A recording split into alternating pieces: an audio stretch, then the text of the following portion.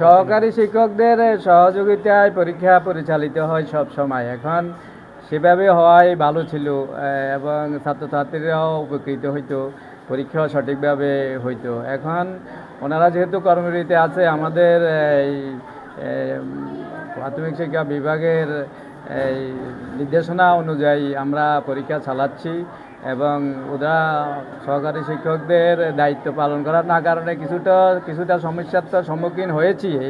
তবে আমরা যতটুকু পারতেছি চেষ্টা করতেছি এই সমস্যা ওভারকাম করে পরীক্ষা সফলভাবে সম্পন্ন করা।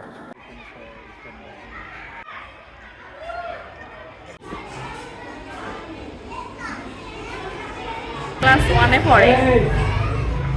হ্যাঁ, আমাকে প্রধান শিক্ষক সাহেব বলতেছিল যে ওনাকে একটু হেল্প করার জন্য, এখানে কাজ হিসেবে একটু থাকার জন্য। ওনার অনুরোধে আমি থাকতেছি। বাচ্চাদের পরীক্ষা চলতেছে, পরীক্ষা দিচ্ছে। পরীক্ষা মানে হবে কি না হবে না এটা নিয়ে একটু কনফিউশনে ছিলাম। পরে প্রধান শিক্ষক সাহেব বলতেছিল যে পরীক্ষা হবে, আপনারা বাচ্চাদেরকে নিয়ে আসেন।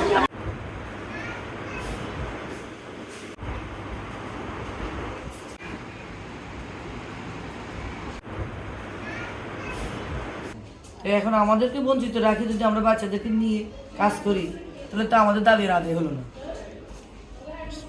আমরা আমাদের দাবি ওরা মানি নেই, আমরা কালকে থেকে আবার শুরু করবো যদি আজকে আমাদের দাবি মেনে নেব। দাবিটা হচ্ছে 3 দফা দাবি। প্রথম দাবি হচ্ছে আমাদের গ্রেড পরিবর্তন। আমরা প্রথম দাবি ছিল আমাদের 10ম গ্রেড। পরে আমাদের আন্দোলনে শহীদ মিনারে আমাদের পরে যাক ওনারা বলছে যে আমাদেরকে 11তম গ্রেড দিবে, তখন যাক আমাদের নেতারা ওটা মেনে নিয়েছে, আমরাও মেনে নিয়েছে, 11তম নিয়ে আমরা ঘরে ফিরবো।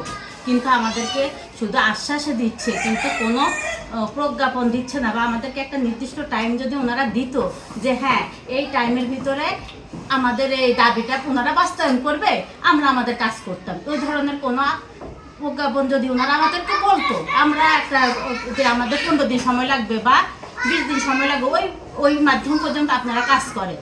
তা আমরা তো অনেক ধৈর্য ধরেছি, অনেক ধৈর্যের পর আমরা এখন এখানে আসছি। কিন্তু শিশুগুলোরে তো আমরাই পড়াইছি, ওদের প্রতি আমাদেরও খারাপ লাগে যে ওদের পরীক্ষা আমরা নিতে পারছি না।